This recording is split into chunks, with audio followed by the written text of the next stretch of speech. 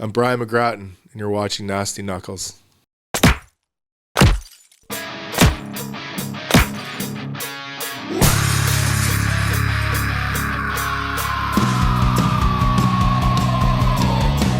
You're listening to Nasty Knuckles, the Hockey Outlaws podcast, with your hosts, Derek Nasty Settlemyre and former Philadelphia Flyer enforcer Riley Cote, as they go behind the scenes with your favorite NHL players.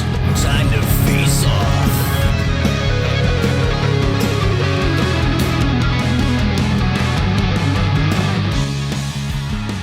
Welcome back. I'm Riley Cote. And I'm Derek Settlemyre. And this week, I feel pretty tough in the middle of these two guys. Our guest this week, good friend, old nemesis, used to play against you, Riggs. Yep.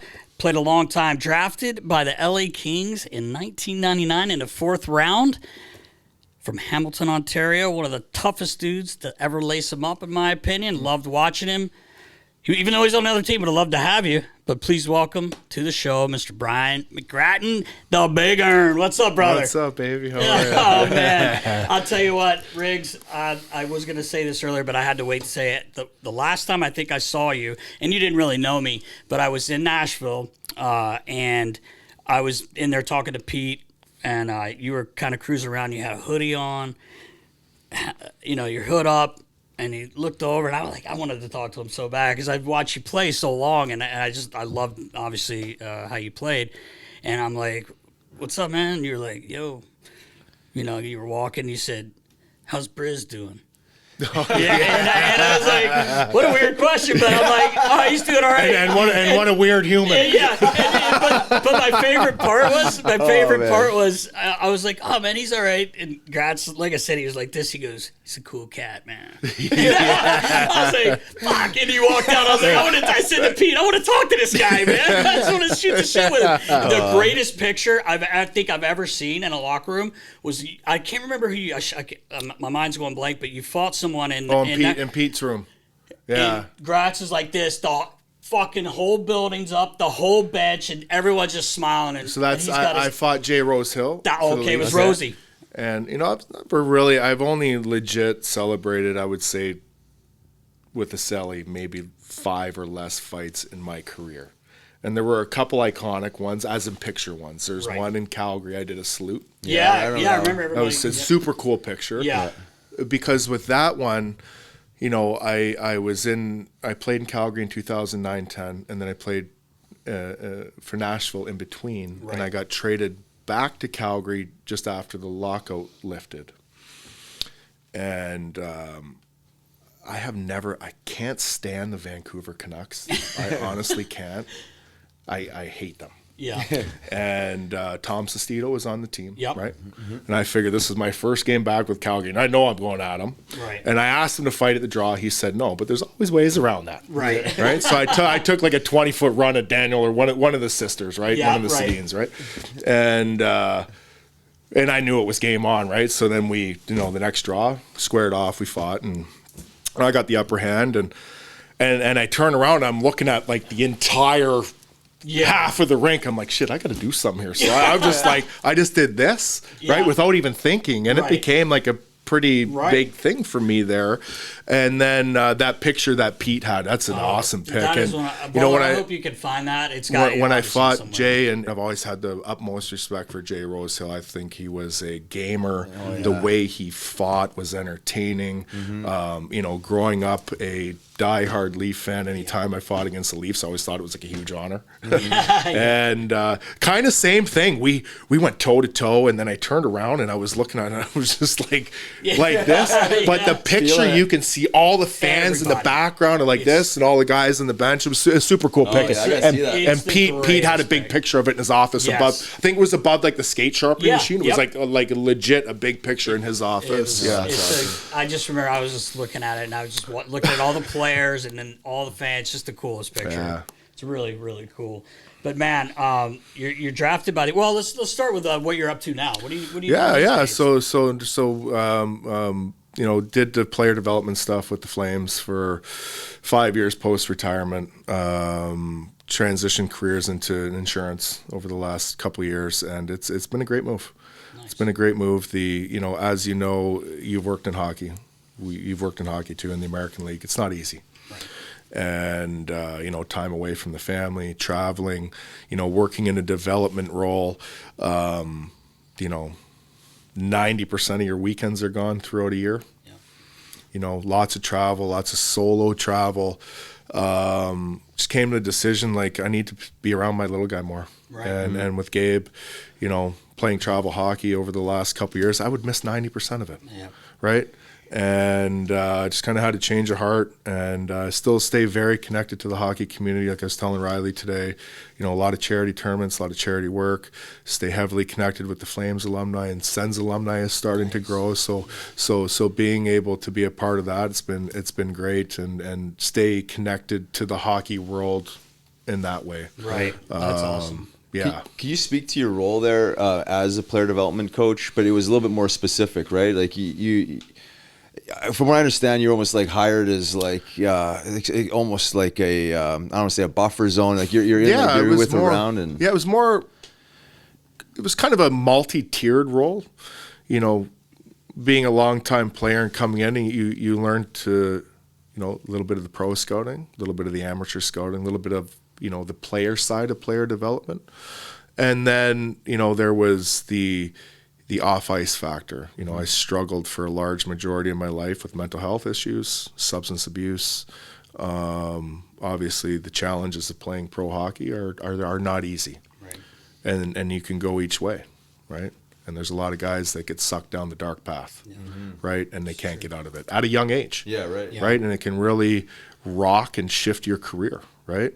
And, just to be able to come in and go see a guy playing in junior and spend 4 or 5 days with them and really get to know them as a person and share my experiences as a young player and the pitfalls that I fell into. And same with the guys in the American League. And then when I'm around the NHL team, I was more or less an outlet for you, right? Being available all the time. If you need someone to reach out to, if you're struggling and whatnot, because I wish I fucking had that. Yeah. Right? I wish I fucking had that, right? I wish I'm living my dream.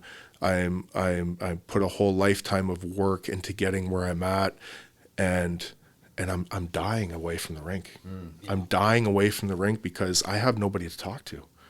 Because back when we were coming up, coach and GM, the last two fucking people I'm going to because for help, right? Because their mindset is going to go, this guy is a problem. He's a cancer. We can't have people around him. He's going to fucking bring guys down with him. No. We got to get him out of here.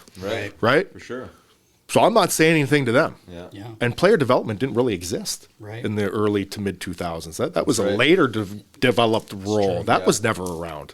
So there was never really any ex-players in the organization that had played a long time, that had similar experiences, the pressures of the game, the pitfalls and dark sides. There was none of that. Right. So being able to share that and being able to be available and maybe keep guys on the right path, I'd have a lot of gratitude and took a lot of pride in that. Oh, yeah. Right. Yeah, for sure. And, it was a very rewarding role, too. Yeah. That I'll cherish forever, that I was able to do it. And I told, not working with the Flames anymore, but the message to them is I'm always available for you. Yeah. That's awesome. Right? My heart and soul will always be with that team.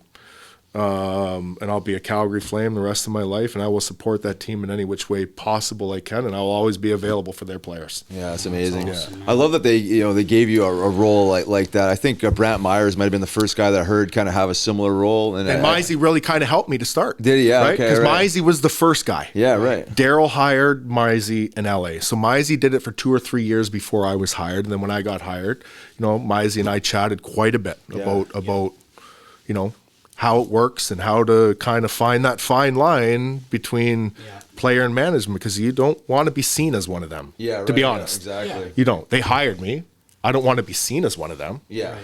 Because I don't want you to be scared or whatnot Have that the message is going to go from you to me to those fucking guys, because it's not. Right? So finding that really comfort zone and that fine line of building trust. You know, and I think I got there, and that's a pretty big thing for me too. We're able to gain the trust of multiple players in an organization that they would put their trust into me. That meant a lot. Yeah. It's super important. Yeah. We talk about it a lot.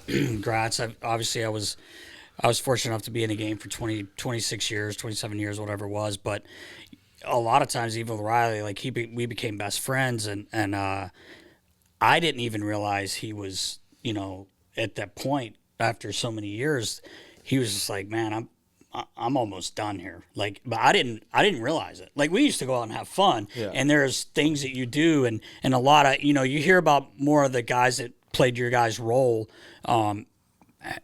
having issues, I guess, but it's almost just to get rid of the anxiety, right? We've even Craig Berube, like we were talking about it at breakfast today, right? It's crazy, and people don't understand that. No, the way we would have to rev our bodies up. Yes. The enormous pressure you're putting on your fucking nervous system. Yes. 4 days a week. Yep. Right? To get revved up to do that role is very hard on your body. Now there's escapes for that, right? You can find those escapes. And some escapes are the ones that will take you down a dark road. But at the time, it's a quick fix. It's a very healing fix, right? I can escape from this enormous pressure, the pressure I'm putting on myself, what I'm doing to my body to get not only revved up for these fights, but getting the fucking shit kicked out of me too at the same time, and having to do it the next day and then the next day, right? And then maybe one day off and then get bagged, you know, the practices and all that stuff. So you find these ways to medicate, right? And they are a quick fix at the time. But the quick fix over years and years and years and years can only put the fucking mask on for so long. And then you break down. That's right? And then the mask slowly starts to fade, and it's like, holy shit, I have to do something here to help myself. Yeah. Right? Yeah. And there's a lot of players that go through it, and it's not just tough guys. Yeah, right. Exactly. It's not just tough guys, right? Because the weight of the world is on the $7 million player that has to score fucking 80, 90 points. Yeah. Right? They have the pressure in different ways. Right? Yeah. Right? They have it in different ways, and it's a very hard, you know, life to navigate at times. You know, it's very rewarding, right? You get to live a dream. You're doing, you know, playing in front of thousands of fans in the private jets and all that stuff. Yeah, that's great. But there's the other side too, that if it's not managed the right way, it can be very, very hard. Right. Right? What was your breaking point? Breaking point, you know, I would say I have quite a few, but my breaking point was when I was playing in Phoenix was the dark end, 2008, and you know, week-long bender, and no, I always had those, but this one was the last one, and this one was, I don't think I had another one left in me. Really? And you know, made the decision to finally reach out for help, honestly, and honestly reach out for help. Yeah. Because at the end of the day, those of us that have these struggles, those are the 3 hardest words you'll ever say.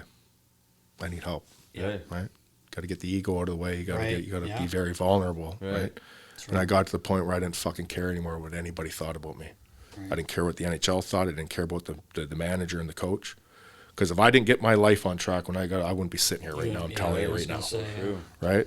And I didn't even care if I played hockey again, because I wanted to take the time to get myself right. And, you know, went to treatment, did the whole process of a treatment center, sober living home. And then, you know, when the cloud starts to clear, you started to get the taste again, right? Fuck, I didn't skate for 4 months. I went into the rink. I think I had the best practice I've ever had. You know, you go into the rink and the rink smelled and the ice smelled like you were a kid again. Right? You had that different hunger. Yeah. Now, the one question I had, I don't know if I was questioning myself, was, could I be as good as a fighter? Because I didn't know if that was part of the rev I needed internally to be as good as I was. I was a fucking better fighter my second half of my career than I was my first. Because I was able to focus, I was able to study, I was able to visualize. I completely changed my dynamic as a fighter. Right. I was never the toughest. I was never the best. I was never the biggest. I became the toughest, I became the best, and I became the biggest because of my preparation. The preparation that I never did before. I would fucking study guys inside and out. I would visualize. And my preparation, I became the best because I was the most prepared.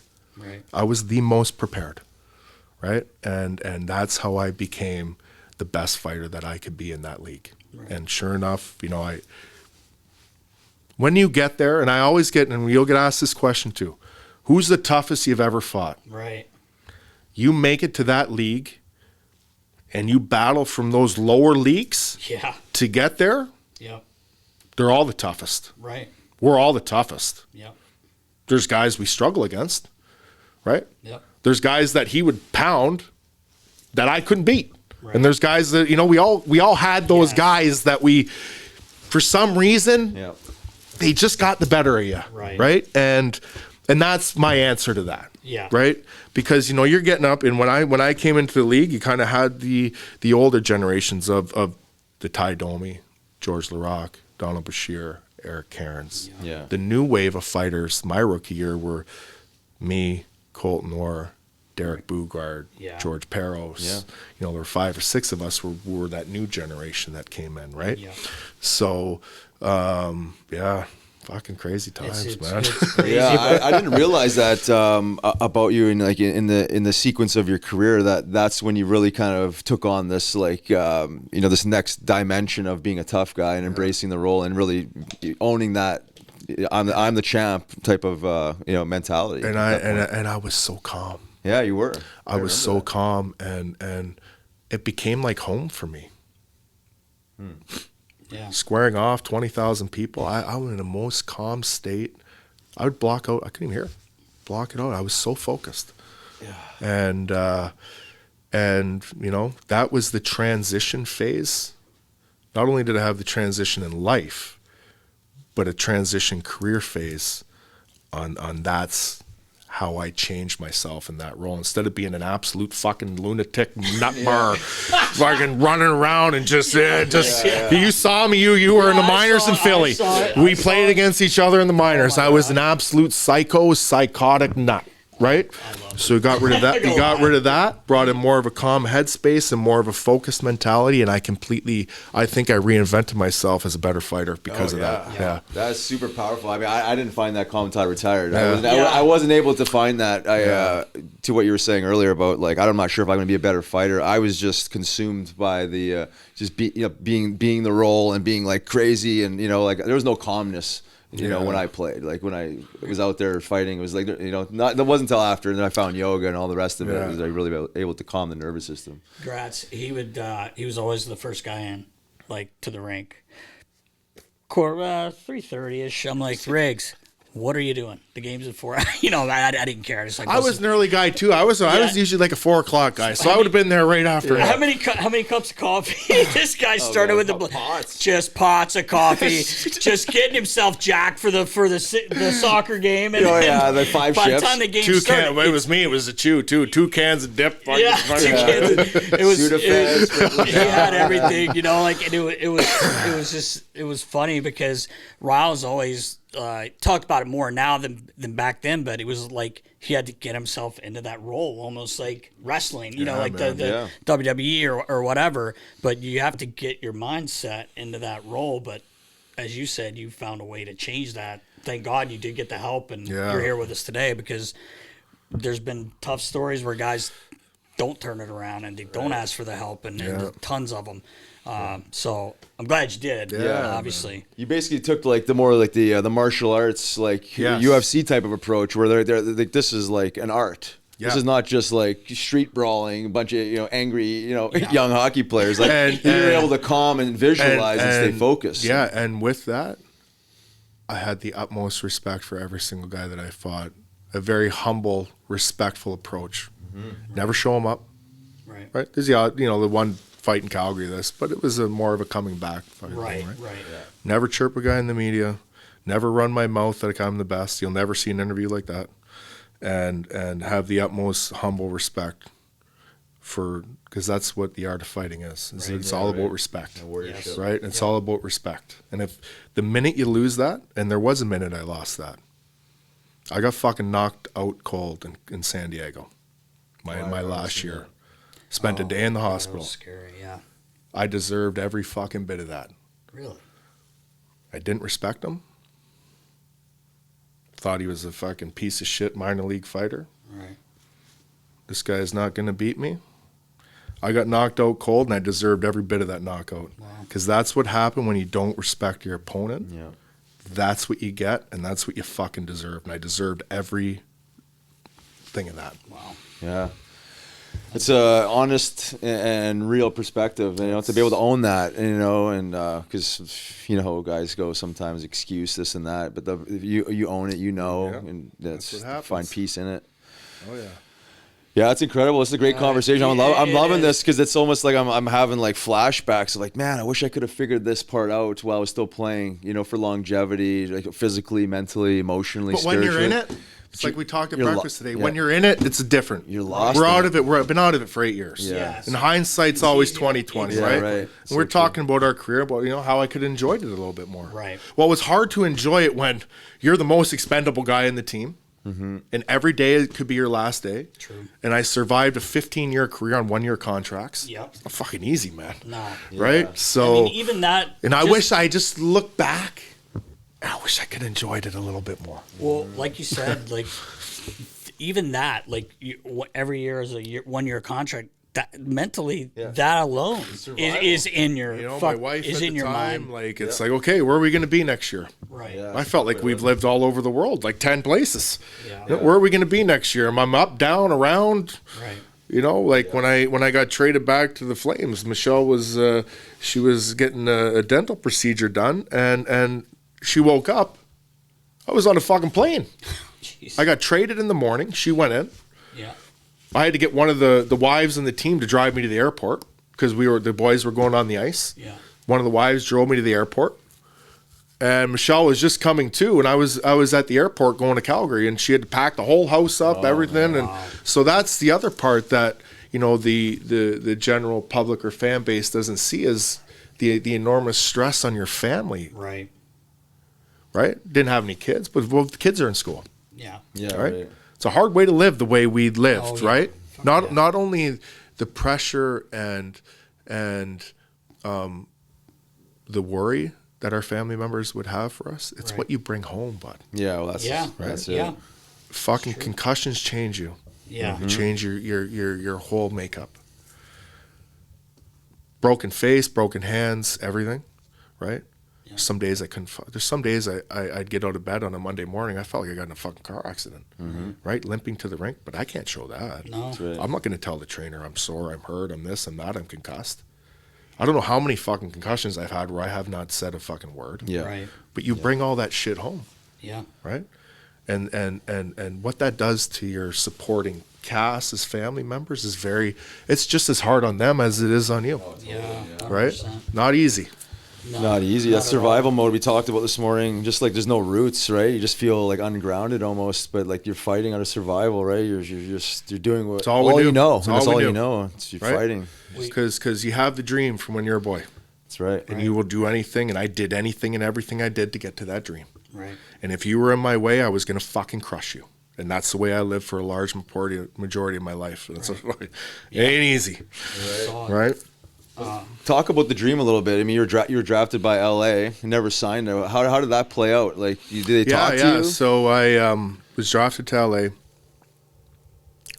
and then I was having a fucking career year, man. And I had 20 goals in 30 games. You mean you hurt your knee? And I was doing a wraparound on New Year's Day in Kingston, and my skate got caught in a rut, and I got hit, and my leg stayed there, And you went. Oh. blew my whole knee out. Yeah. Missed a year. LA didn't sign me, and then just went through the process like most of it. You're undrafted, right? Yeah. Mm-hmm. Yeah. Went through like That whole thing. right, and took the long road, right? Had a last minute tryout with the Ottawa Senators. What, a week before rookie camp, and we all fight as bigger guys in junior, but it's not your prominent role, right? And going to this rookie camp, I'm like, I got to do something here, man. Like, I'm going to have to, this is the path if I'm going to make. This is my last shot. Yeah. This is my last shot. Yeah. It's either this 2 weeks or it's back to what I don't know what the fuck I'm going to do. Right. So I decided that this is going to be my full time, and it was at a time where, you know, even though I was a young guy, that organization really needed that role. Right. It was at a time where the Leafs were embarrassing them. Right, Darcy Tucker, Ty Domi, Wade Belak, Travis Green, like really fucking embarrassing the Sens, physically wise, right? And nobody doing anything. And I felt like, what a perfect organization to go to, right? So I fought every single game in this rookie term. I don't even know, I can't remember if I even won one, but I stuck out, right? And that was at the time in Ottawa where it's not like now, where all these kids get the cupcake invite to pro camp. Here, you can be around. No, you had to make it to pro camp. Right. You had to make it. You're not just coming just because you're the 18. You're my family's all happy. Look at fucking me at train. No. You had to make it.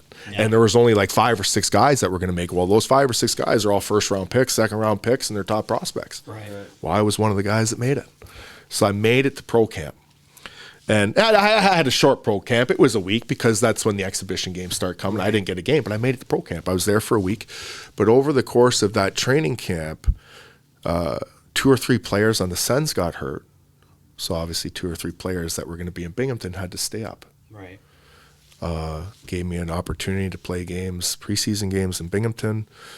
I had a decent preseason, fought every game, signed an East Coast League, American League deal to start the season. And then slowly just battled my way that entire year and played with a phenomenal veteran, Dennis Bonvie.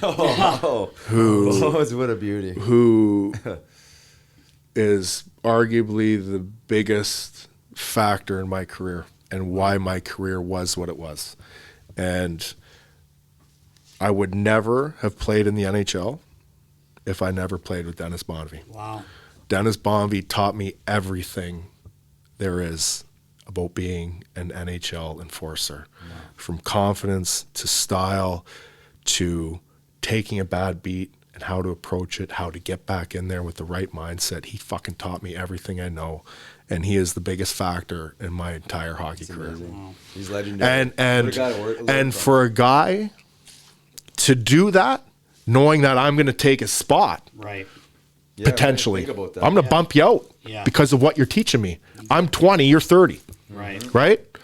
I'm going to bump you out of your spot. And for a guy to fucking do that, and we're still very tight to this day, he's awesome. I love him. He's the best. I love to hear stuff and like I said, he is the biggest factor in my entire hockey career. Yeah, you couldn't ask for a better guy to learn from, right? I mean, as far as a gamer, American League, tough guy. I mean, just like everything about him. It was perfect. And he loved to fight. He loved to fight. He loved to fight. Loved it. I'm gonna take you. I can't. He got the crooked hands all going, right? Can barely tie his skates. He got the crook. Somebody had him there. Oh fuck! Oh yeah. Just a beauty. I remember the first time playing you. I was a call up for in Syracuse in the American League, and we're coming into Binghamton. And I'm thinking I'm fighting Bonvie, just like, because it was like I only had a handful of American League games, so I'm like, okay. And I obviously see you out there, like first shift on the ice, like full sprint right at me. I was like, God, I didn't even need to see Bonvie. This guy is just like, I'm pretty, like, are you coming towards me? I'm like, holy shit! I'm like, get him first. Ran a few off my forehead. I was like, God. I'm like, there was but just like, I didn't know like the I'm just thinking like you are always like this type of tough guy, but to now hear like you're learning from Dennis Bonvie, it makes a shitload of sense that you get intel like that. There's so much that goes into it. And it was like a year. I played them for a year and a half. It was a year and a half of training. Wow. Not a week, not 2 games. Yeah, right. A year and a half of giving me all of his knowledge and teaching. And that's why I became who I was in that role. Yeah, because if he had your frame, he would have been in the NHL for 15 he would have been the all-time killer. Yeah, right. Think about that. Yeah, right. I heard you telling a story one time. I thought it was just kind of cool. Like when you did go to camp with the Kings, even though you didn't sign there, your stallmate was Stu Grimson. Oh, yeah. How cool was that? That was so cool, right? Because, like, you know, growing up, me and my buddies, we always had the fight tapes, huh? Right? Yeah. Right? And then the Grim Reaper, and he was a fucking maniac. I think there was a game in Chicago. He's shirt on, skating around the ring like an absolute lunatic, right? And like Frank the Animal, what an amazing nickname, the Grim Reaper, right? Yeah, so I'm 18 years old. I go to the LA training camp, and I come in, and sure enough, my stall's beside the Grim Reaper. Wow. And he comes in, and he's a tall bastard. Yeah. And one of the most polite, nicest. Oh, hi, Brian McGrattan, Stu Grimson. Nice. I'm thinking the guy's gonna be. I was like, Are you sure? and then you know, spending that camp, you know, I called all my buddies. I'm gonna play the Grim Reaper on the side, right? And then years later, Stu was doing the TV in Nashville, so I got to know him really well. And the odd alumni event, I go down to Nashville, he's there, and what a phenomenal guy. And I would say a top enforcer ever. Oh yeah. Destructive. Oh, destructive. But what one of the nicest human, and it threw me right off, eh? Yeah.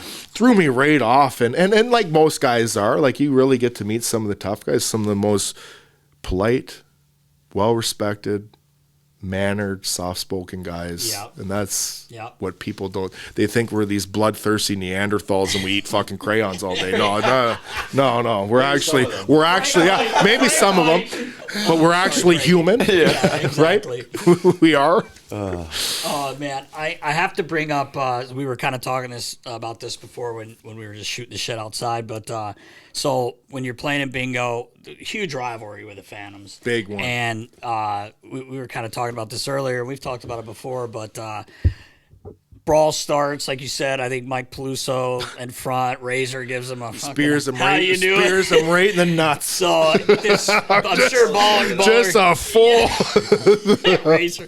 So he spears him. Here we go. You know, so you jump in. I think you're giving it to Pistol Pete Vandermeer a little bit, and all of a sudden Neil Little, the leap, comes down and tries to jump on your back, but you go kind of down, and he flips over, and we're like, oh my god! And Because then I saw the pad fly by my head. I was like, what the fuck happened? and then I saw the goalie. So yeah. And then I was suckering Pete. And then all of a sudden I'm on my back as Jimmy came behind me and suckered me. Suckered you, I know. A bunch of sucker punches were flying around that brawl. It was crazy. We've talked about it before, but it was just a nut show, and get that cleared up, and then we got another 5 stalker. Just skates right to the goalie. I think that was one of the best hockey brawls, though. That one. It was awesome. I mean, it was I've been in a couple. I've been in that crazy. one. We had one in Vancouver. Wasn't even close to that, but that That could be one one of was- the best of the last. You know, if you say from the start of 2000. Yeah. I don't think there was a better one than that. So I have to tell you this, and I apologize if people have heard the story before, but so after this all happens, Yeah. the build up on our end is we're going back to see you guys in like a week or two, and you know it's getting closer and closer. And Litz is one of my best friends, and I know you run into Titters a lot. He's scouting for Montreal, but we're there. We have the morning skate, so then we're getting ready for the game, and I come into the room and I said, "Holy fuck!" Like down at Litz, you know, and he's like, "What?" And I said, "This Ray Emery's over there just throwing plates up." He said, and Litz is like, "Fuck off, Nass." Like, I said, "Guys," and he wasn't. He wasn't. I just said it because you know where that weight room was in Bingo was right next to the. It was the makeshift in there, just a random area with a curtain around it. So he was there in the morning, but I told Litz, I was like, he's in there now just throwing plates up. And he's like, fuck off, man. I'm like, I'm not kidding. So we go out for warm up. You and Razor are standing at the red line, and I'm standing at the red line on the bench, and you guys are like, you're fucking dead, Little. You're fucking dead. You're firing biscuits off the back of his legs. He's trying to act like he's not getting hit. You know, he's skating around. So he has his routine, Back in the day in the warm-ups, Yeah, were ugly because he you take your shot at net. I would hook in the corner and grab my other puck. Yeah.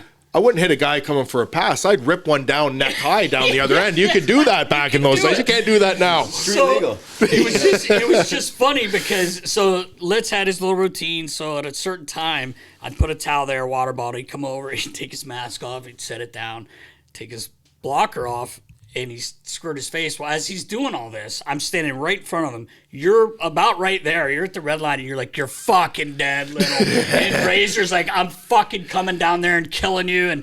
And I'm like, I got a towel up over my mouth because I'm fucking laughing. Like, this is fucking great.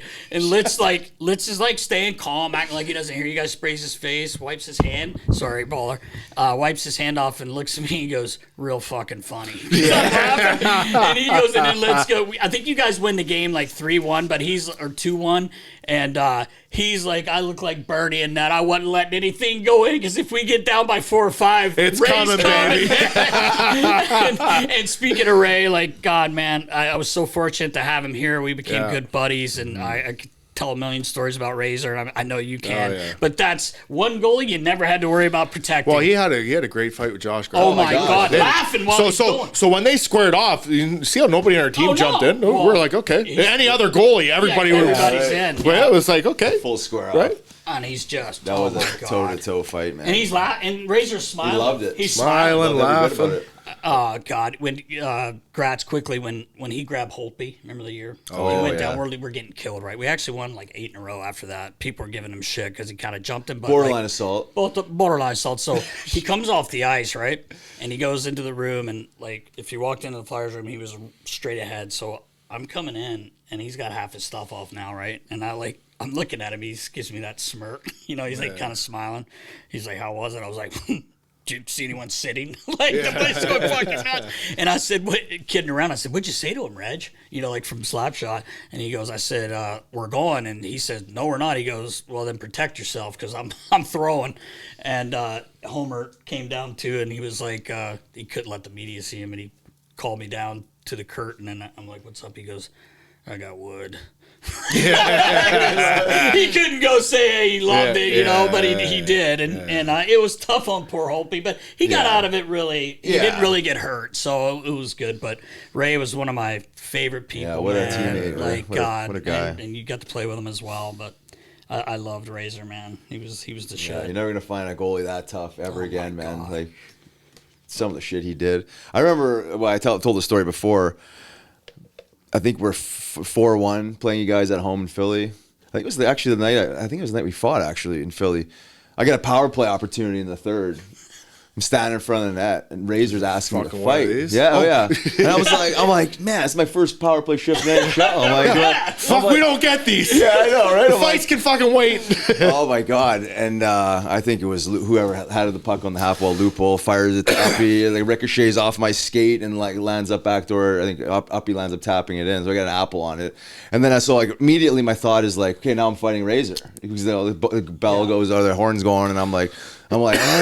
And he's like, we're looking at each other. I'm like, no, I'm just gonna go celebrate. And like, I'm gonna own this moment because I'm never gonna get another shift like this again. But I couldn't believe it, man. Third period, getting stick like that, Razor, like wanting to fight, like my God, like he meant it. Like he wasn't just poking me. But you got to give this guy a ton of credit. I mean, it's fighting, Petey there, toe to toe, middle of the neutral zone there. Remember, like. The heavyweight goaltender. Never see a goalie like that. You never see it again. You're not kidding. Did you maybe Ron Hextall? Well, Hexie, right. But those guys were a couple generations before. Yeah. Right? Hexie would have just came and tried to chop him up with a stick. Yeah. I mean, I think Razor would have dodged that and just pounded him. Did you ever hear Ray freestyle rap? No. Really? No. Oh my God, he was so good. Oh yeah. Oh my God, he could rap. He did it when we were.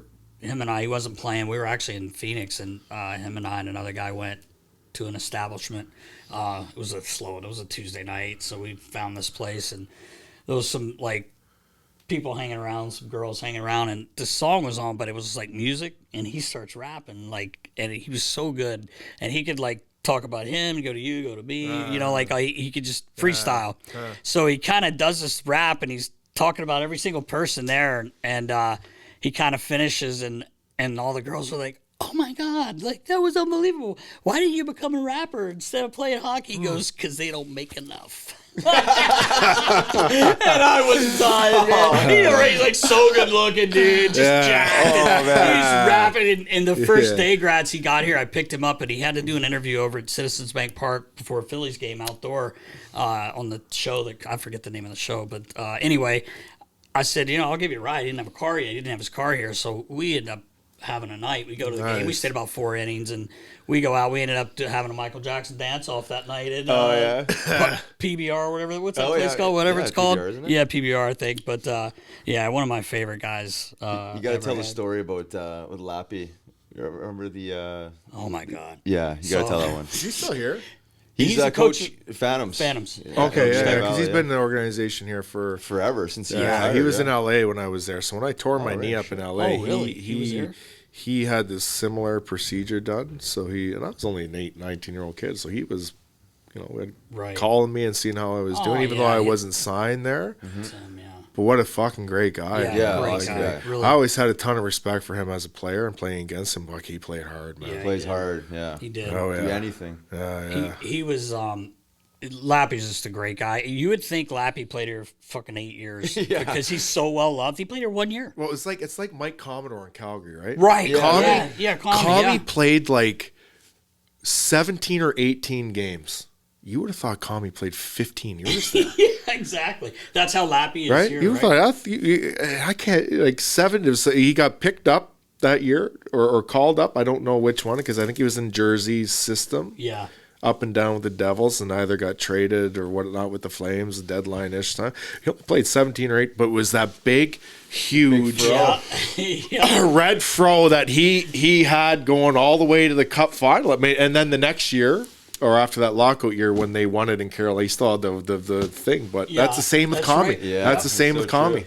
Well, Lappy. So Lappy's always a funny, like, you know, trying to be funny in the locker room. Really good jokester, funny guy. And you know, his accent makes you laugh too, the way he says things. But anyway, he comes in the room and he's like, he had won poker on the plane, you know, the flight before. Nice when he can do that. Yeah, so he comes in the room and we're going somewhere. We're leaving for the road. So I'm like, you know, Ray's throwing his shit in his bag, and we're grabbing his skates, putting them in the skate bin, and Lappy gets undressed, and as he's walking out, he goes, "Oh, Razor," he's like, "Don't forget to bring the 15 hundo from last trip." And Razor goes, "Oh, yeah, hang on, Lappy. Let me just grab it out of my ashtray." And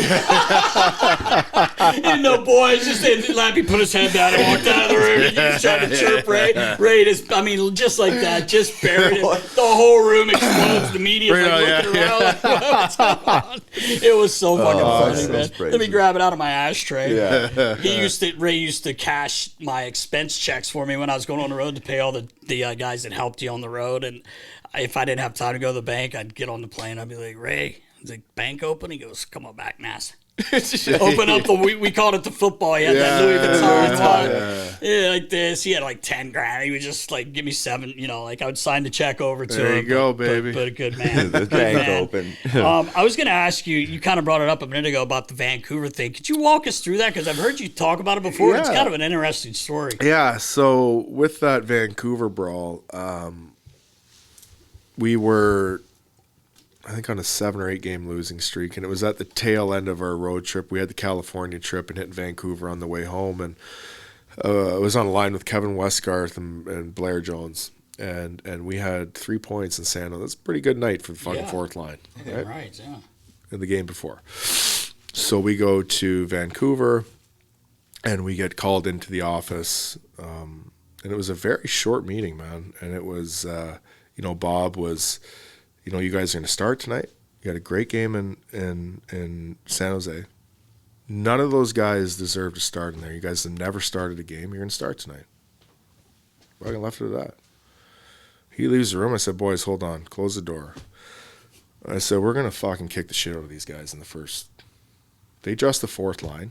We're going to fucking kill these guys. Who cares if we lose 10? We're not making playoffs anyway. Let's make our mark because we hate these guys, right? And so we all kind of picked our guys, right? And when the game started, the ref didn't know what to do. I'm 25 feet away from Thompson Steele. My gloves are on the end of my fucking hands, right? Yeah. Kevin Westgarth has never taken a draw in his life. It looked like he was holding a stick like a golf club. Right? You got the young kid for Vancouver that just got called up for his first NHL game, and he's 6'6", so he's a monster.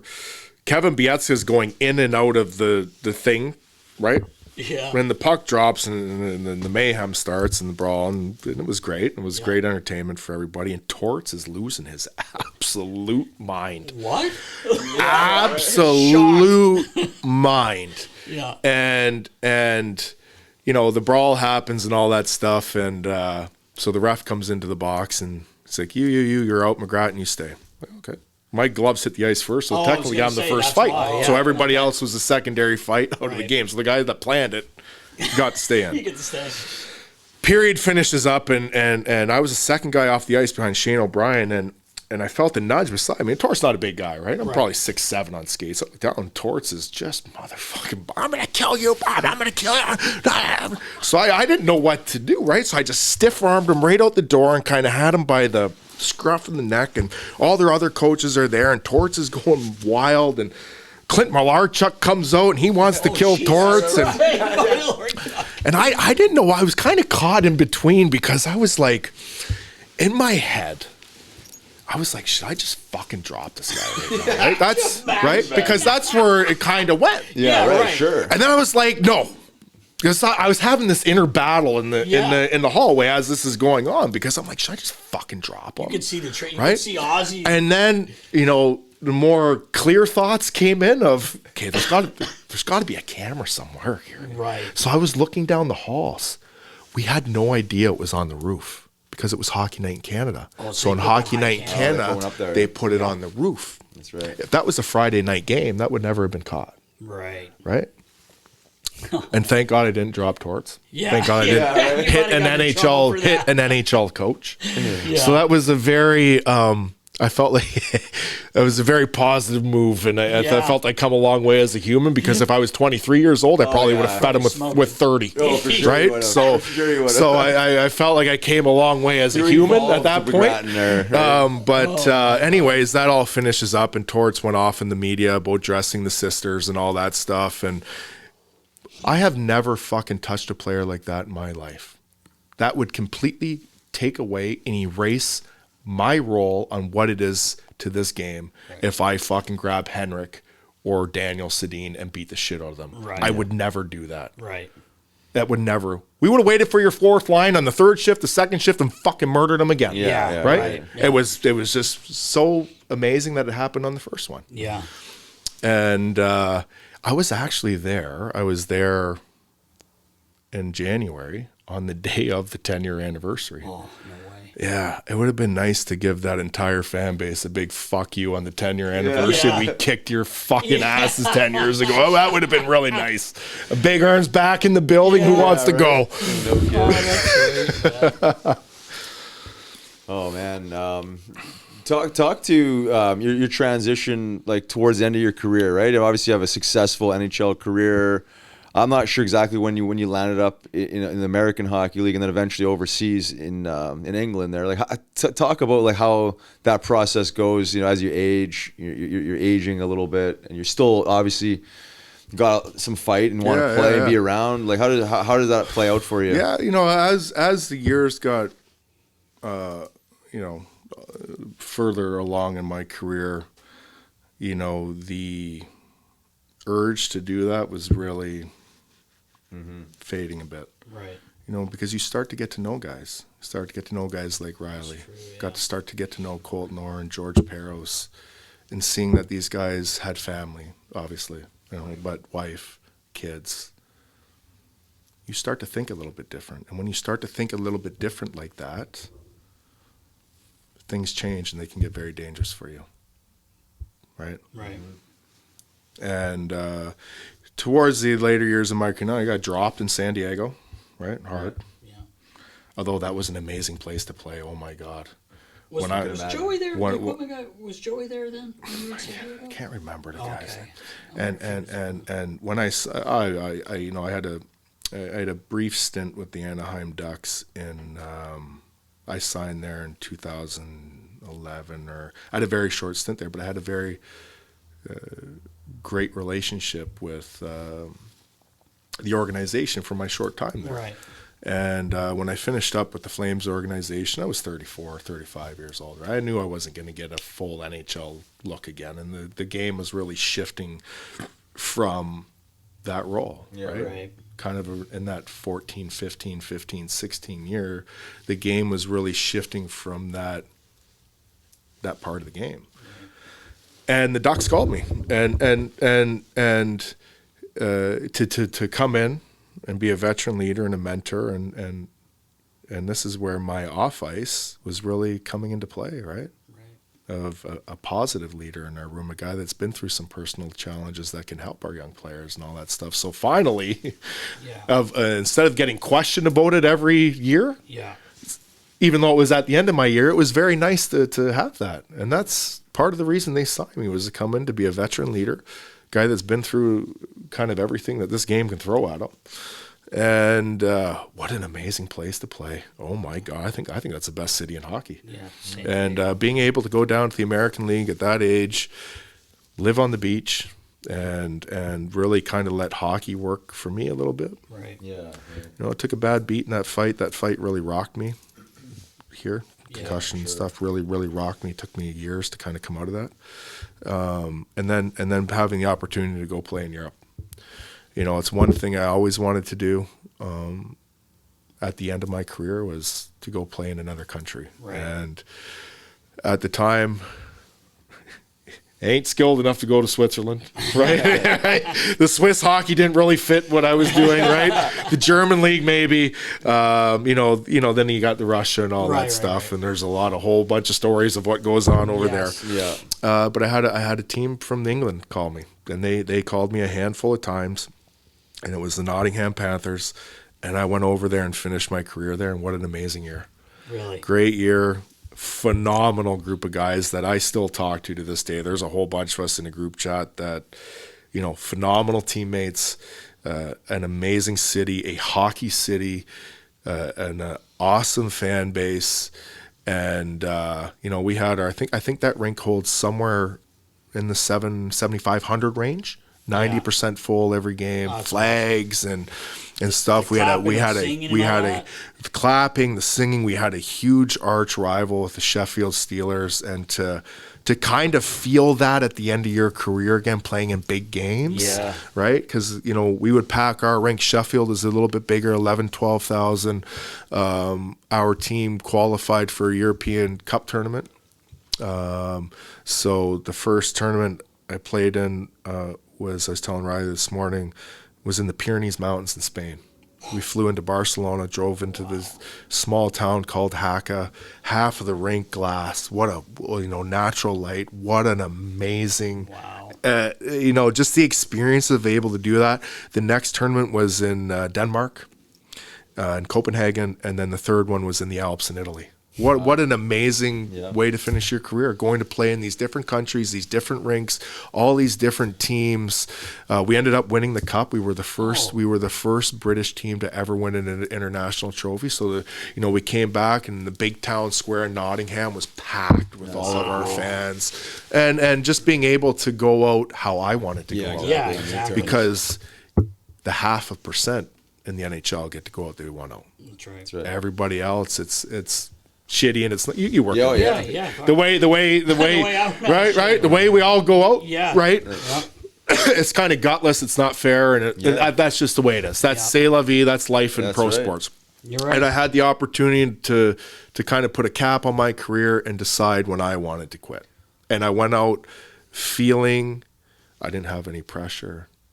I didn't have any media. I didn't have any pressure, even though I still like to fight. I did it. I didn't have any pressure to do that. Right. You play in every, line. We only had 3.5. You only dress a certain. I don't think you can dress 4 full lines. 3 lines and a guy. Like, you're playing a lot. You get that. Right. So I got to kind of finish my career on how it started on a bit of a fun note, and then I left it at that. It was a nice way to go out, and I always want to give the Nottingham Panthers a huge shout out, because I am very grateful that I got to play for such a cool city and an amazing fan base. I love to hear that. You said that most guys don't go out on their own terms. There's something powerful there to call your own shots and have a great experience like that. Not that you could predetermine that, but that's awesome. Yeah. That's one thing I would have loved to do kind of towards the end of my career. Would have been doing something like that. It was a little bit different situation. And what a tough league. Like Patrick Bordelot was over there, Zach Fitzgerald, me. They're Jay Rosehill. That's right. Rosehill. Jimmy Vandermeer. Yeah, Jimmy, you talked to Oh yeah, like and we're all still stuck in it. I had a toe-to-toe battle with Jay Rosehill in Glasgow. Fighting Jimmy Vandermeer and Nottingham toe-to-toe. We're both 35 and 36 years old, like hugging each other in line, because they got a handshake every line, right? I give a little hug, a little kiss on the cheek, right? And that's where we're at. They're like, kind of like, Chip, like, what the fuck are we doing over here? That's hilarious. Right? Oh, that's amazing. I feel the need to ask you about, because my first full year in the NHL, the Steve Downie, Dean McAmmond hit in preseason. Oh, but I was on the ice. Yeah, I know you were. Yeah. I was on the ice for that. He looked like he was dead. Well, I thought he was dead. Yeah, he looked like it. You guys were dragging him in that pile. He was getting drugged. And then the pile was going on top of the body. I know. Like it was a limp body. Oh my God. That was the biggest hit I've ever seen in my life. God. I didn't even really know how to react because that hit was so big. Oh yeah. It was. Well, I was like, What just happened? it took a second for that to. Yeah. Oh yeah. Yeah. And then we all couldn't get at him because everybody's jumping on each other, right? Dean McAmmond, and what a nice guy he is too. He played here. And I have never seen a man get murdered like that in real life. Holy wow! I just remember being on the bench. It was like bad. It was bad. I mean, it wasn't even like 25 it wasn't games even bad, right? gray area. No. Like because you get the gray area late because you like to get it. Yeah. Especially with like a rivalry team. Yeah, you like to get one of those licks in a real gray area one where you can hurt a guy a little bit. Yeah. That was a little bit more later than a gray area. There was no gray there. Thank God he's okay and everything. But like afterwards, I giggled when the next morning we were watching TSN or whatever, and obviously the media is just all over Clarkie. What did you think? Clean hit. Exactly what he said. Yeah. Clean hit. No problem with that. Everybody's like, but 25. I don't know about that. Yeah, right. 25 games then. Imagine doing that now. Oh yeah, he'd be tossed out of the league. 25 right? years. Yeah, right. Exactly. Be in life sentence. Be in prison. Yeah. What happened? Yeah. What happened? Yeah, I wanted to bring that up because did he come into the room and say that? No. Did he say something like that, or like kind of like, or you know how guys are, right? It wasn't that bad. Like you get into the room and it's like the room's kind of quiet. And you're looking around and you're sitting with your stall mates if you're on the road, whatever. You lean over and say, "Hey, bro, it wasn't that bad, was it?" Yeah. No. Right? No. It's perfectly legal. Like it's like when I was in Calgary and I was actually out of the lineup and Luke Gazdic dropped Kevin Westgarth, right? Mm-hmm. And Westy came into the room and he's like, "Fuck, Gratts, how did I do?" I'm like, "Big boy, you fucking did great. Come over here and give me a big," because you didn't know, right? Got knocked out fucking cold. I didn't want to say it. I didn't want to say, "Holy fuck, Westy, you just got fucking." I go, "Big boy, you did fucking fantastic. You were awesome. Come and give me a big hug." Right? Yeah. But you always get how did I do? Or was it that? It's usually the ones, because when you're asking, was it that bad? You know it was bad, right? You just kind of want that. You kind of want that reassurance from like, bro, don't worry. It wasn't that bad. Right? You kind of want that reassurance because when you're asking those questions, you know it was bad. Yeah, exactly. Oh, because I bring that up obviously because it was a monumental hit and like one of the largest suspensions in NHL history. But like Downs ended up being a brother of mine, and he'd been sent down to the minors, and he's obviously chipping away at his games. And the same guy like us that had to live on the edge. But, you live on the edge. Right? But I remember you had to live that line. Exactly. That ain't an easy line to be on. No, and he found a way to cross it. But he's coming back and finally getting back in the lineup right after the suspension, and Ottawa's coming in. So all he was thinking about was you. So this, like the fight we had in Philly was, say, arguably like one of the biggest fights that I had for good reason, because it was like all about Downs. Like this guy's, he's a first rounder. he's scared shitless of you. So I'm like, Downs, you got nothing to worry about. I got this, and just like trying to talk him off the edge. That's what the general public and general fan base don't see. No, right? no, they don't. On what we would put on ourselves. Don't you fucking worry about him. Yeah, I'll get him. Yeah, and then you came for me. Right? Yeah, to help your teammate as a young guy feel comfortable, knowing that he had a warrior that would do anything for him to be on this team and to be comfortable playing. And that's what we did. And that's what he did when he beat the fucking wheels off me here to make that kid feel comfortable. That's what we would do. Yeah. That's what we would do as the ultimate teammate. Don't you worry about them. Yeah. Yeah. We'll put it all on ourselves to go to make this right. Yeah. So that was like one of the, like I say, most meaningful fights for me. Oh, I didn't know that. Enforcer because of that storyline and just knowing Downs and just like Downs didn't sleep. He was so worried. He was so worried. He's like, I'm like, he's gonna kick the shit out of me. I was like, no, he's not. Yeah, well, of course. Right? I mean, we've talked about this a million times, but like, it's amazing what you guys, the physical part, obviously, but the mental part that people don't.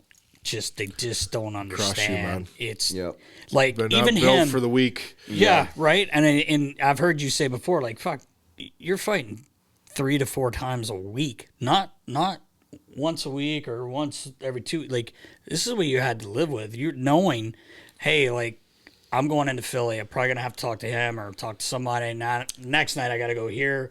They're gonna expect me to, like, I can't even imagine. I've said it to him. I don't know how. Even Craig Berube, like one of the toughest, George LaRocque said to us, I never could sleep. And I'm like, what? Like, he's like... And that's the hard part of that role because you had guys that would accept it. Yeah. Right? That were kind of crazy like us, right? And then you come to terms on how to deal with it on, a focus level, visualize it. But then you had guys that it was very hard on. Couldn't sleep, anxiety, couldn't eat. And some of the toughest, best heavyweights were like that. It's not easy, man. It'll hit you on a soul level, not just the physical. It'll hit you on a soul level. Yeah. And you guys you got to be in a room. You can't show that I'm not worried about anything. No weakness. Fuck, don't worry about it, boys. I don't worry. My hand's been broken for 2 months, 2 weeks. Right. You will not even know. Don't worry about it. I'm holding my stick with one finger right now. Do not worry about it. I got you. That's what people just don't understand about the role you guys played and how important it was for your team. Yeah. Yep. Everyone on your team, I can guarantee you, skated, like they weren't as worried because they knew no matter what, you're there, he was there, all the guys that do the role, that did the role. And there's a few left today. I was actually because there's that game in the game, right? Right. Yeah. And even the refs, right? Like talking to Kerry Fraser last night. Kerry Fraser was at the game last night.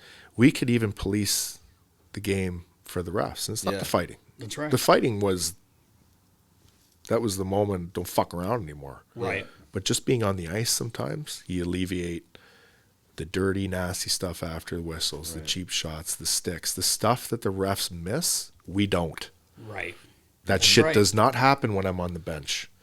So we, in turn, were able to police the games with the refs, if that makes sense. Yeah, no, it totally does. Right? Totally does. Yeah. What a dude, Kerry Fraser. I saw him actually last week too, sharing some stories. I was playing at the Proppers game there, but he's the only part for me with Kerry Fraser, he's a leaf killer, bud. Oh yeah, Kerry Fraser's leaf killer. Yeah. That's the only thing I have against him. That's the only thing I have against him. And I forgot to tell him. If he's there tonight, I'm telling him. I'll tell him. He's a leaf killer. He drops his skates here off here all the time. That should have been Gretzky should have been out of that game and gone, and the Leafs would have won Game 7, and Montreal did not beat them that year, and that would have been the year the Leafs win the Cup. But that's the life of a Leaf fan. Yeah, that's the life I've been living for 43 years as a Leaf fan. Chiefs trying to change that for you. Yeah, but so that's great. I'll have to tell him that one. He drops the skates off all the time. Yeah. One quick thing I did want to ask you is I was looking at your pretty familiar with you and your career, but 6 junior teams. Yeah. That's wild. And he played for the Sudbury Blueberry Bulldogs. Did you know that? Yeah. I can't believe they haven't brought you on that show. After my knee injury, I had was moved a bunch of times too. Okay. Right? That's what it was. So I just thought that was wild. Yeah. Like you see guys 2 to 3. Yeah. 4 in 1 year. Yeah. It just, week here, week there, 20-year-old, right? Yeah. Shipped around. Okay, right, yeah. Yeah. Moving pieces. Yeah. I saw Sudbury. I was like, Oh, yeah. Get a hold of TR to get you on the show. You'd be great, little boys. That'd be such a funny show. I wanted to mention you talk about like the physical, the mental, and then you talked earlier about like the nervous system being like riddled, right? I mean, that's like fried, and you talked on like spiritual level, like to talk about. You kind of alluded to while you're still playing how you were able to evolve as a player and fighter, like where you are now, like spiritually, physically. Because I mean, you're at yoga practice this morning, and you've changed your life like for the better in many ways. Can you talk to like all that? Yeah, and I'll say, and it's been within the last 2 years, and I'm not going to say I discovered yoga. Yoga was kind of always there for me. I did it, as part of my training routine, but never really tapped into what the spiritual benefits could be internally with this, right? Now we're on a completely 180 conversation. We're talking about a fucking maniac that fought 5 times a week now to this, and the transition into this. And, as I always used it as a form of training, but not really as a form of growing, right? As a person, internally, spiritually, and the internal benefits that this practice can give to every single aspect of your life. And, a couple years ago, just started going back, right? And I have struggled, even though I don't drink and do drugs and all that stuff anymore, the ups and downs of mental illness and, depression, ADHD, anxiety, post-concussion, I felt like I'm just existing, right? And there's got to be a different way here. And I follow all his stuff, right? Yeah. And, I just started going back and slowly started going back to yoga once a week, twice a week, starting to see the benefits slowly, right? Really paying attention to what the teachers are teaching me, learning about learning to breathe correctly, right? With Ujjayi breath, which is the most powerful, right? And learning this. And then I'm starting to slowly see this cloud lifting a little bit, how I'm feeling every day, learning to live a life of gratitude and love, which I have struggled a large majority of my life with self-love and the image I have of myself, and learning this, and to learn what gratitude can do for you and how it can shape and change your life. And yoga has enhanced my life on another level. Yoga has been life for me. Mm-hmm. Right. And the transformation I have made on every single level, I'm in a place in my life, spiritually and internally, I never thought was possible. Right. And there is a way. Mm-hmm. There is a way for our players, our alumni guys that are fucking struggling hard. Yeah. There's a program and there's a way, and we have found it. Just talked about all the other shit. Right. This is the way. This is the way to live. And I'm slowly discovering it each day. And there's a way for our guys that are struggling with post-concussion, CTE, alcoholism, drug abuse, right? Yeah. That are 100%. Really, really struggling. There's a program and there's a way, and we're finding it. Yeah. Yeah, it's super powerful because a lot of people are in this this dilemma in life where they feel like they're just existing and there's no hope, there's nothing more for them, and the power in these practices, right? They're as old as humans have been walking the earth, right? Nothing new here. We haven't discovered anything new here. It's just buying into age old teachings, but it's bringing ownership back to you, right? We are in control of our situation and our mental health and our physical health, right? It's just taking away this idea that we're a victim and then bringing the power back. And I think that's what yoga really brings, is that beyond the asana, right? Beyond the movement practice, it's just so much more than that. It's a practice of cultivating what you said, like life force, right? It becomes a way of life. But what we talked about this morning is that all hockey players, all athletes have a level of discipline and commitment, right? You couldn't play pro hockey if you weren't committed and you weren't disciplined. It's just now applying that discipline to your life and your way of being, and then all of a sudden life changes. It's like we committed every ounce of our soul to that. Yeah. Right? That craziness. Yeah. If you put 5% into this, watch your life change. Yeah. Right. It's so true. Right? It's crazy, man. Yeah. And it's really opened my eyes to how we can help our guys. Yeah. Right. Yeah. Yeah. And that's what we're going to do, because the guys need it, and the amount of drugs and prescription drugs that they're just masking these problems with, there has to be some ownership in it, and there is a way out of this, right? The darkness, these horrible stories you hear, the suicides and all this stuff. It's like you feel so bad for these guys' situations and their family situation. Like my heart goes out to all of them, but I know, like you say, you know something is like there is a way, there is hope, and I guess our job is to kind of be stewards of the practice. Hope. Lots of hope. Yeah. Lots of hope, yeah. And it's not just like surviving, it's like thriving, right? It's a new dimension of being. We thrive, or we survived for years, right? We were in like the root chakra. We were just like barely getting by, or at least mode myself. For 40 years of my life, 41 years of my life, I was in survival mode. Mm-hmm. Right. Yeah, so I think the message to the listeners really here is that wherever you are on the path, hockey, no hockey, fighter, not fighter, it doesn't matter. I think we're struggling, with mental health and just like being stuck. I think just life. Just life is a grind, right? I mean, it's certainly not easy. But there's practices, age-old practices that do help calm the nervous system, help us self-regulate, move energy out of the body so the mind can be a little more still, a little calmer, right? And not telling ourselves stories that don't exist, and just whatever, all the darkness that comes along with it. So and finally being comfortable in our own skin. Right. Yeah. Probably the biggest one, authenticity, right? Being proud of who we are. Yeah. Right. Being proud of that person I see in the mirror. Right. And I've learned that through yoga practice. Yeah. And that's it's amazing powerful. What it's done for me. How was your coach this morning? Coach was great. Yeah, the coach was unreal. Yeah, was he good? Yeah, what a great way to start the day, and feel very honored to have done that with him. Yeah. Not only being able to go there and do that, but able to share an experience like that of a guy that I've had the utmost respect with for over 20 years, the guy that I've fought and battled with, the guy that did the role as me, that has transitioned and is able to spread healing and teaching to 20 people in a room today, and even be a part of that. That was awesome. That's awesome. Yeah.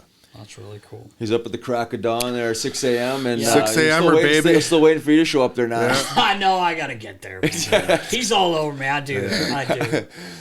I'm joking, but we'll like to see you there sometime. Next time we're in there, we'll get you in there, big boy. I should have gone with this big mother humper. He's been in town for not even 24 hours and he's showing up. I should have gone, man. I got so excited last night when Frankie's texting me pictures, and I'm like, oh man, I wish I would have gone to the game. I kind of forgot about the game because we had that emergency thing yesterday, and my son.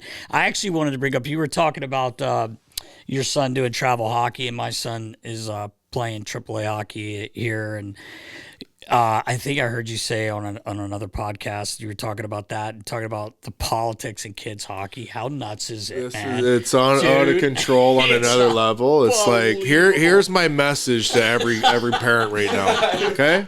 Unfortunately, your kid will never make it. Let's look at the odds, okay? Yeah, you're right. Right? You're right. I don't care how good he is at 11 years old and he scores 60. He's not going to make it. Let's just look at the odds. Yes. So why not make a safe, happy, fun environment where our kids can grow, right? Yeah. They can learn all the challenges of sport, right? You can learn how to play in a team. You can learn to be coachable, adversity, learn to win, learn to lose, and really make a core group of friends. Like those were my best friends growing up. Yeah. Like we all have, you go to school and you have your friends on your street and all that shit. My best friends were my sports friends. Yeah. And they were like the nucleus friends of my life. That's why we play sports. Yes. Right? If your kid is one of the lucky ones and has the God-given ability, not only the God-given ability, the God-given inner drive. Yeah. Right. That's why we made it. Yeah, you go 100%. Yeah, the ability. Yeah. But if your kid is one of those special kids that has that internal engine and drive, Right. all you got to do is fucking pay. Right. Okay? Yeah. You can And keep your support, opinions and the nasty shit you do with the other parents and all Yeah. that stuff. Get out of the fucking way. Yeah. Right? All you got to do is put the fucking check out and pay Right. because we'll get there. Yeah. Because this will get us there. Yes. Not you. Yeah. Yeah. You need to drive us and you need to pay. And your opinions and your attitude and all this stupid shit that I see around these rinks Yeah. can fucking park it. Right. Right? Yep. This is a safe environment for children Yeah. Right. Right. that are playing the best sport in the world. Yes. And let's make it the best atmosphere for them. We're putting that on the Yeah, our we're- thing. yeah. We're taking that to the hockey. Well, that's what we're trying to do this summer. Is just like we're just trying to Like- create a positive experience. Like none of this bullshit pressure, none of this No. extra fluff. Like we'll play it for the love of the game, and there's so much to learn there if we can just allow that to happen. Right. But we just get in the way and Because I'm interfere. raising a very special boy. Yep. I'm not raising a pro athlete. Right. Mm-hmm. Right. Not raising a pro Right. athlete. It- If he has the ability and the drive, maybe one day he'll have the opportunity to play at higher levels. And Right. you know what? You're all deserving of that if you put the work in. Yeah, for sure. And I don't know how high that level will ever be, but I will support him in every which way, in a positive way, Right. to be able to achieve that. How old's Gabe? He turns 10 in April Okay, 13th. so So he's about a a month year- away, he's 10. Yeah, he's my son's 24 T's and he'll be 11 in July, and he's a goalie. Yeah. Oh, so I got so I got the goalie situation out of the way early with Gabe. Shoot a couple balls up his So head. we were in the backyard. we were in the backyard, right? And I had the net in the backyard with the road hockey balls, right? We had Right. like 5 or 6 road hockey balls, and we're shooting balls, and Michelle was on the couch outside just reading a book. So I go, Gabe, go get the balls out of the net. So he got the balls out of the net, and I ripped one pretty good. Yeah. And I caught him right here. Oh, no. And he was screaming on Yeah. the floor, Gabe, want to be a goalie? And Michelle's like, what are you doing? I'm like, I just solved a very big problem for us. problem. That's a Okay, big I just solved a very big problem. And he was screaming, you want to be a goalie? No! Can't get the rest of the balls. Yeah, right. You're a shooter. The funny thing about this, I've said this before, I told these guys, but first time my son, when you were like, they're like 5 or 6, they fill in. You get to play goalie one game. This is before mites, really. I don't know if you called it mites, but Elvis. We're at the U9, U10, U11. Yeah, I don't even know what that is anymore. I don't know if it's squirts, type, novice, squirts, yeah. Pee-wee. I don't even know what they are anymore. Hexy, I show him a little video of my son Elvis, and he goes, "Oh, Deke, what are you doing?" He goes, "Get him out of there." I said, I'm like, Get him out of there. it was one game. I said, but he really liked it. He goes, Deke.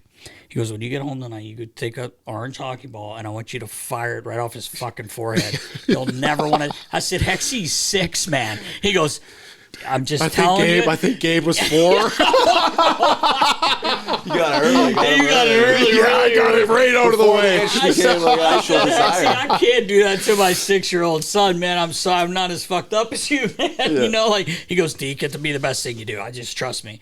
My nerves are shot when Clearly you you never played in did these it. games. Yeah. No, I didn't. He loves it though. Yeah, right. And That's all that matters. but it's funny, like you said. I feel like the pressure that's put on these kids at this age, and It's unfair, man. It's It's not unfair for the kids. And even like if I get on my son sometimes, like 10 minutes later, I'm like, what am I fucking doing, man? He's 10. I don't. He had a bad goal, and he's gonna let a lot of bad goals. The only thing I tell Gabe on the way to the rink and after I tie his skates, nobody outworks you. Yeah. That's the only thing. That's the only right. advice I Yeah. said. Hardest worker on the ice, nobody outworks you. That's the only thing I say, and I say it every game. Yeah. Well, Yeah. Right? Yeah. Life Right. Because lesson when right you there, can when right? you Take can learn everywhere that, you go. you not only take that from sport, and you can put that into life, and you Exactly. can Exactly. use that in a way of work, and then what it shows, because he's like, he had a school tournament the other day, and then he finished his last game on the weekend. And I had a couple parents come up to me saying, "Holy wow, does your kid work out there?" Right? And Gabe was there, and he heard it. And because he's always big on, he's a little guy, right? Yeah. Undersized defenseman. Still, he's 9 years old. So Right, his shot, yeah. he's really, and he really wants to work on his shot, and his shot is getting there. Yeah. And he only had 2 goals this year, right? Right. So he was always getting worried about points and goals. And I said, those will come when you work and you're ultra committed to playing team game and working. And if it's 30 seconds, 45-minute shift, and you are giving it your all every shift, that will get noticed 10 times more than points. Yeah. And he heard a couple of the parents say it to me in the last 2 or 3 days. And we got in the car after the school thing. I said, see, your dad doesn't know what he's talking about a little bit, right? And when you can work and you're ultra committed, that gets 10 times more notice than talent. Oh yeah, that's the truth. Yeah. Yeah, the kids get lost with the points. Hey, it's a hard one to shake in the highlights, right? It's like you're looking at these highlight reel goals of these super elite players. It's like it's not realistic, right? No. You're chasing something that's just almost unachievable, right? And these lessons of work and attitude, right? There's 2 things that you actually control, right? Is like the commitment In life, to work. that's all we got right? is our attitude and how hard we work. That's it, Everything right? else is Right. that's out of our control. That's right. That's right.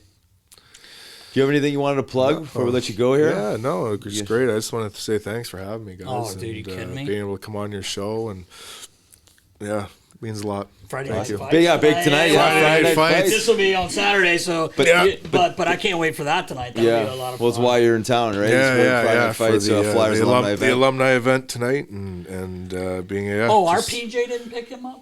No. I thought we sent. Oh No. we were kidding her. Who was it last week? Oh, Jans. We had Keith Yandel on last week, and that fucker, he knows the truth. He ended up forgetting. He's like, I need someone to write shit down. He said, yeah, tomorrow this time. Well, he's on the golf course.